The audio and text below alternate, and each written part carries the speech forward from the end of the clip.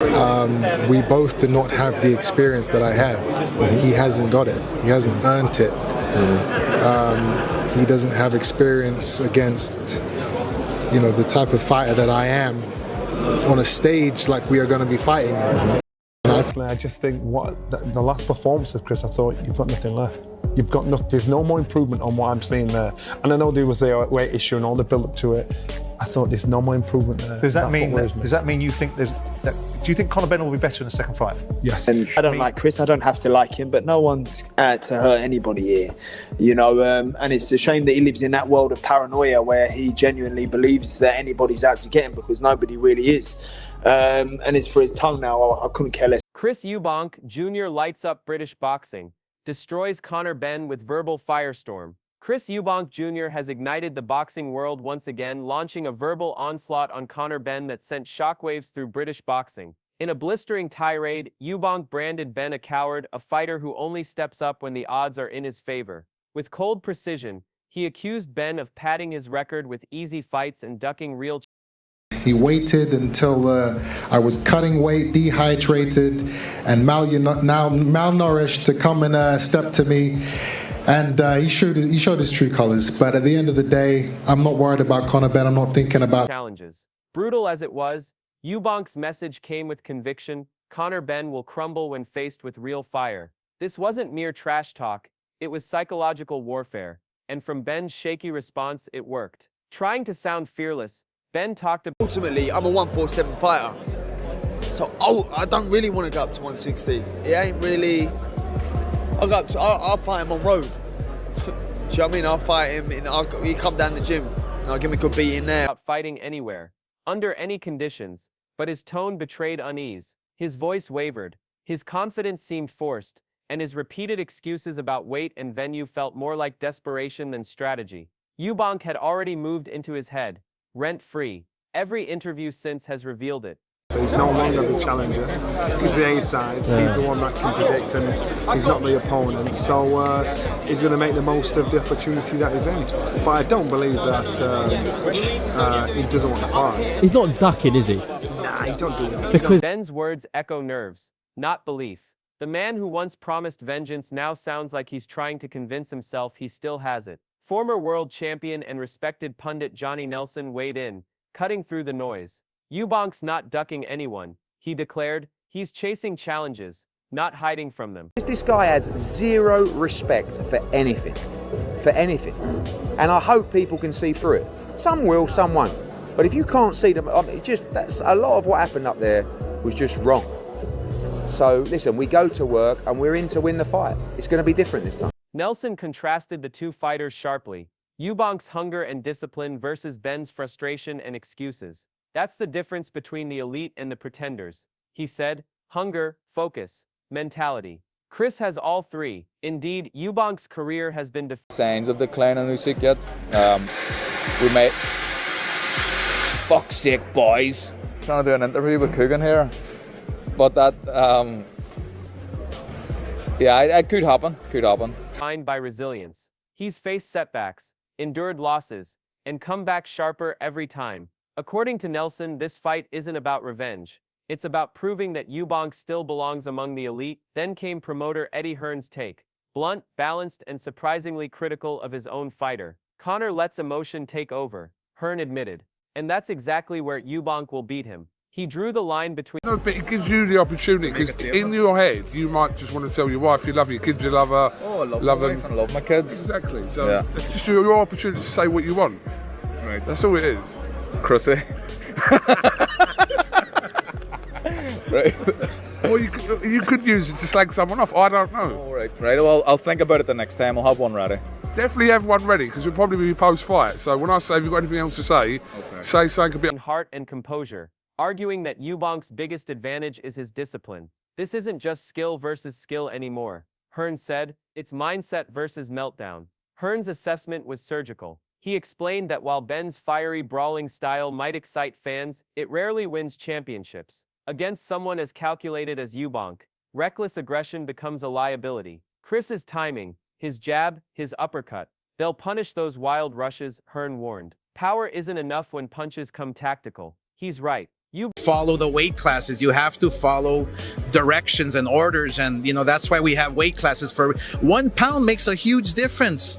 I mean, this guy was almost fainting. Eubank isn't just strong, he's smart. When a fighter combines power with patience, it's a recipe for domination. This isn't the street, it's the sweet science. And for all his raw fire, Conor Benn could get schooled again. Carl Frampton echoed that sentiment. Eubank looks sharper and hungrier than ever, he said. If he brings the same composure he showed in their first fight, Benn might not hear the final bell. Frampton also addressed the lingering weight issue that Benn keeps revisiting. Eubank has options, Benn doesn't, he explained. Moving up to 160 exposed Benn's limits. But Eubank's proven he can hang with the best. For Frampton, this rematch...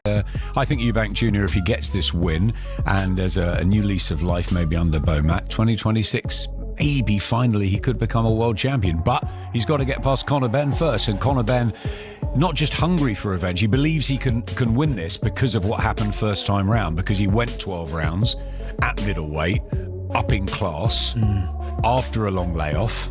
Some people fancy Benn in this. Isn't about revenge, it's about validation. Eubank's last performance reminded everyone that, despite critics and setbacks, he remains a live force, a fighter reborn with purpose. Benn, meanwhile, still seems stuck explaining away the past instead of moving forward. Hearn doubled down on that theme, emphasizing that Benn fights with emotion, not intelligence. You can't beat ring IQ with rage, he said. Eubank's composure, his timing, his patience, that's what makes him dangerous. You can't outbrawl a man who refuses to lose control. Veteran analyst Adam Smith put the big picture into perspective. He ain't coming back down to 160, so it's got a very short lifespan, this rematch. It's got to be done, the sooner the better. If I'm being brutally honest, the sooner the rematch happens, in my opinion, it favours Conor Benn, because he's the younger fighter who's took less damage and has had a much lesser career with much less experience. For someone like Chris Eubank Jr., it's going to take a while to turn around, and it's going to take a while to recover, because that was a hard fight for him. He was shook a number of times, he felt the shot. This rematch could redefine Eubank's entire career, he said. A dominant win won't just silence critics, it could reopen the door to a world title run. Smith praised Eubank's transformation, disciplined, calm, and laser-focused. He's evolved. Smith continued. Benn hasn't. While Benn hides behind excuses, Eubank is chasing legacy. The fight, set for September 20th, still has no confirmed venue, but Smith noted, it would sell out any stadium in the UK. He added with a laugh, maybe not in America. Not that many would fly over, but it'll sell out any stadium in the UK. I was going to say in the world there, but probably not in America, because that many people wouldn't fly over, it would sell out a lot. But the fight location still hasn't been announced yet, but I do know that it's going to be on September 20th. Now, any arena here. Smith summarized the contrast perfectly. This isn't about revenge anymore. It's about legacy. If Eubank wins in style, 2026 could be his redemption year, the chapter that brings his story full circle. Tony Bellew, never one to hold back, offered a slightly different but layered view. Time might favor Benn, he mused, but don't mistake youth for control. To Bellew, Eubank's maturity is his ultimate weapon. He thrives under pressure, Bellew said. He's been through wars, been written off, and still comes back sharper. That's not decline, that's evolution. Bellew emphasized that Eubank's the same size. Rehydration clauses should not be a thing in boxing. I know IBF have a £10 morning after ruling, but it's just not safe. The term rehydration clauses don't sound safe. Rehydration clause, just don't agree with it. Eubank's been up at super middleweight, and now they're going to drag him down to near light middleweight. I don't like it. Preparation reflects experience and reinvention. He's training smarter, living cleaner, studying every weakness, he explained. Benn's younger, sure, but experience and composure win big fights. Eubank's been tested. Benn's still trying to prove he belongs, and that might be the ultimate truth of this rivalry. For Benn, the fight is about pride, proving he's more than hype. For Eubank, it's about legacy, proving he still belongs among boxing's best. The psychological war is already underway. The jabs have been thrown, not with fists, but with words, sharp, cold, and calculated. And as the countdown to September 20th begins, one thing is certain. Chris Eubank Jr. has already landed the first big shot, and it hit Conor Benn right where it hurts most, his confidence. Chris Eubank Jr. versus Conor Benn, The fire, the focus, and the fight that could define a generation. Chris Eubank Jr. operates miles ahead, mentally. When you get involved in these kind of things, you have to just accept it. And everyone's bought into the fight. We all know the drama, the rivalry. Tactically and emotionally. And as this fierce rivalry with Conor Benn reignites, the boxing world can feel the tension thick in the air. Tony Jeff, another respected boxing voice, summed it up simply: this fight has everything. Pride, danger, pressure. For Eubank, it's about rewriting history. For Benn, it's about survival. Jeff believes the difference comes down to control. Eubank is calm, measured, and confident, traits forged through real wars in the ring. Benn, on the other hand, is fighting two opponents, Eubank and himself. Public doubt, scandal, and self-inflicted chaos hang over him like a storm cloud. When you step into these situations, Jeff said, you have to accept everything that comes with it. And everyone's bought into this fight because the drama is real. To Jeff, this isn't hype, it's personal. He called the bout career-defining, and he's not exaggerating. When emotion meets precision, only one man will leave vindicated. Then came heavyweight contender Dave Allen, who drew attention to a key detail many fans...